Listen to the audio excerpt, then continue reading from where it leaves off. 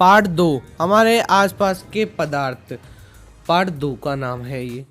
प्रश्न नंबर 1, निम्नलिखित तापमानों को सेल्सियस इकाई में परिवर्तन करें। ए 300 के, ए 300 के। तो इसका उत्तर के पहले मैं एक फॉर्मूला आपको बता दूं कि कभी भी अगर केल्विन, के का मतलब केल्विन होता है, केल्विन को के से दर्शाते हैं। अगर यहाँ पर कभी भी केल्विन को सेल्सियस में मतलब सी में बदलने के लिए दे दे तो 273 से हमेशा माइनस करेंगे, 273 केल्विन से। तो यहाँ पर इसने यही पूछा है, तो इसीलिए 300 के माइनस 273 केल्विन करेंगे। तो 300 माइनस 273 के करने पर 27 डिग्री सेल्सियस हमें आंसर मिलता है। अब अपन यहाँ पर एक सवाल उठता है कि 27 डिग्री के पीछे सेल्सियस क्यों लगा। सेल्सियस इसलिए लगा क्योंकि यहाँ पर इसने सेल्सियस में बदलने के लिए ही कहा था। उसके बाद में क्वेश्चन नंबर बी, फर्स्ट का बी, 573 के। इसमें भी 273 केल्विन से माइनस ही करना है। तो यहाँ पर भी 573 के माइनस 273 के बराबर 573 में से 273 घटाने पर 300 डिग्री मिलता है। और अपन को सबको पता है कि सेल्सियस के लिए पूछा है तो पीछे सी लगेगा, सेल्सियस 300 डिग्री सेल्सियस फर्स्ट के सेकंड का आंसर है, फर्स्ट के बी का। उसके बाद में क्वेश्चन नंबर सेकंड, निम्नलिखित तापमानों को केल्विन इकाई में परिवर्तित करें। तो यहाँ पर पहले ऊपर तो केल्विन से सेल्सियस में करा था, अब यहाँ पर सेल्सियस से केल्विन में करेंगे। तो यहाँ पर कुछ भी नहीं, वहाँ पे माइनस किया था 273 से, यहाँ पर प्लस कर देंगे। तो यहाँ पर पहला सवाल है 25 डिग्री सेल्सियस, तो यहाँ पर प्लस करेंगे तो 273 प्लस 25 होगा। तो 273 प्लस 25 करने पर अपन को प्राप्त होता है 298 के, 298 के। यहाँ पर केल्विन के लिए पूछा इसलिए के लगा दिया। फिर उसके बाद में आता है सेकंड का बी, 373 सेल्सियस। तो इसमें भी 273 ऐड करने पर 646 केल्विन। ये हो गया अपना सेकंड क्वेश्चन। उसके बाद में चलते हैं थर्ड क्वेश्चन पर। क्वेश्चन नंबर थर्ड, निम्नलिखित अवलोकनों हेतु कारण लिखें। थर्ड का ए है, नेफ्थलीन को रखा रहने देने पर यह समय के साथ कुछ भी ठोस पदार्थ छोड़े बिना अदृश्य हो जाती है। तो फिर इसका उत्तर होगा नेफ्थलीन एक वाष्पशील ठोस पदार्थ है। नेफ्थलीन एक वाष्पशील ठोस पदार्थ है जो ठोस से द्रव अवस्था में आए बिना ही गैस में बदल जाता है, जिसे ऊर्ध्वपातन क्रिया कहते हैं। अतः कुछ समय बाद यह ठोस पदार्थ छोड़े बिना हवा में वाष्प बनकर उड़ जाता है।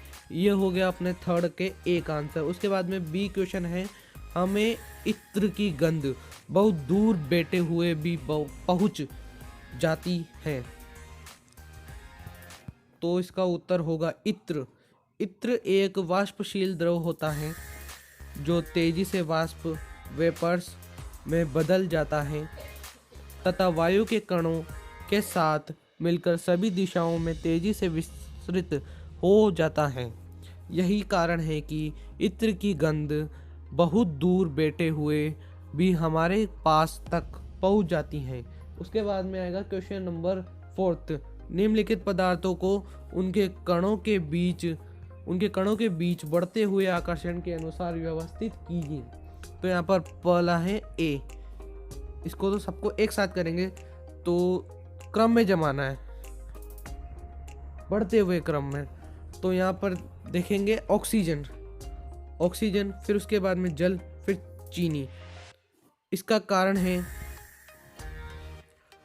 ऑक्सीजन एक गैस है जिसमें कणों के बीच आकर्षण बल न्यूटन होता है, कम से कम होता है। द्रव जैसे जल में गैसों से अधिक तथा ठोस चीनी में कणों के बीच सर्वाधिक मजबूत आकर्षण बल होता है। उसके बाद में क्वेश्चन नंबर 5, निम्नलिखित तापमानों पर जल की भौतिक अवस्था क्या है। यहाँ पर 5 का ए है 25 डिग्री सेल्सियस। 25 डिग्री, इसका उत्तर होगा 25 डिग्री सेल्सियस पर जल द्रव अवस्था में होता है। उसके बाद में बी 0 डिग्री सेल्सियस पर, तो बी का आंसर होगा 0 डिग्री सेल्सियस पर जल ठोस, बर्फ अवस्था तथा द्रव्य अवस्था दोनों में हो सकता है क्योंकि जल का हिमांक फ्रीजिंग पॉइंट तथा बर्फ का गलनांक मेल्टिंग पॉइंट दोनों 0 डिग्री सेल्सियस है। उसके बाद में सी है अपने 100 डिग्री सेल्सियस, तो सी का होगा आंसर 100 डिग्री सेल्सियस पर द्रव्य अवस्था उबलना या गैसीय अवस्था वाष्पन दोनों संभव हो सकता है क्योंकि 100 डिग्री सेल्सियस जल का क्वथनांक है तथा 100 डिग्री सेल्सियस पर जल वाष्प में भी परिवर्तित होता है। उसके बाद में अपन क्वेश्चन नंबर 6 पर चलेंगे। क्वेश्चन नंबर 6 है पुष्टि हेतु कारण दे। 2 क्वेश्चन है इसमें। तो फर्स्ट क्वेश्चन है ए, जल कमरे के ताप पर द्रव है, तो कारण देना है अपन को। तो इसका कारण होगा, उत्तर है ए का, जल कमरे के ताप पर द्रव है क्योंकि इसका हिमांक 0 डिग्री सेल्सियस तथा क्वथनांक 100 डिग्री सेल्सियस है। साथ ही इसका निश्चित आयतन होता है परंतु निश्चित आकार नहीं। इसलिए जल को जिस बर्तन में रखा जाता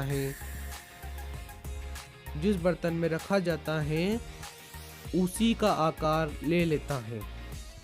ये हो गया फर्स्ट का आंसर। उसके बाद में बी है क्वेश्चन, लोहे की अलमारी कमरे के ताप पर ठोस है।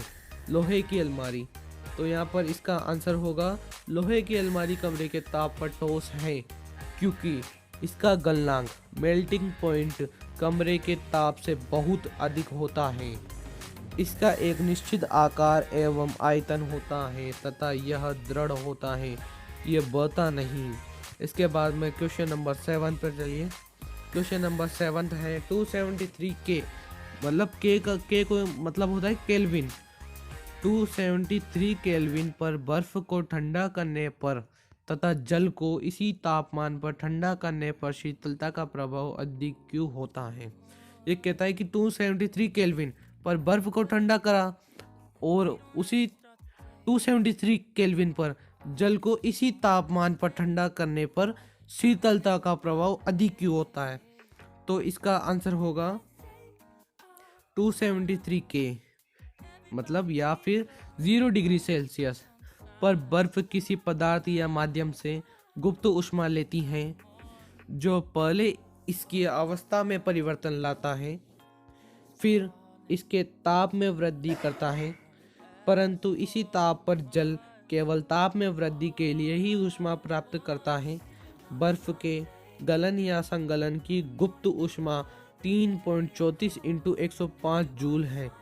इसको नोट कर लीजिए, 3.34 इंटू 105 जूल है, अर्थात प्रति इकाई किलोग्राम बर्फ को जल में बदलने के लिए पदार्थ से 3.34 इंटू 105 इंटू नहीं लग रहा है यहाँ पे, इंटू 105 जूल ऊष्मा की आवश्यकता पड़ती है।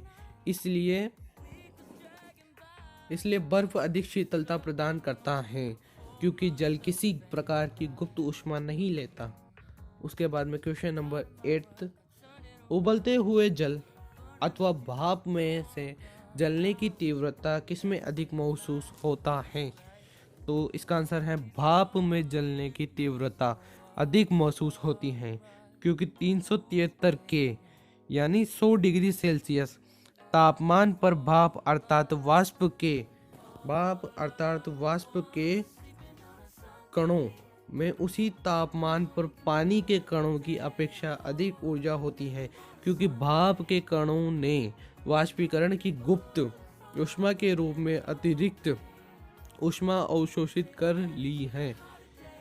उसके बाद में क्वेश्चन नंबर 9, निम्नलिखित चित्र के लिए ए, बी, सी, डी, ई तथा एफ की अवस्था परिवर्तन को नामांकित कीजिए। तो ये चित्र है, इसमें अपन को A B C D E और एफ को नामांकित करना है।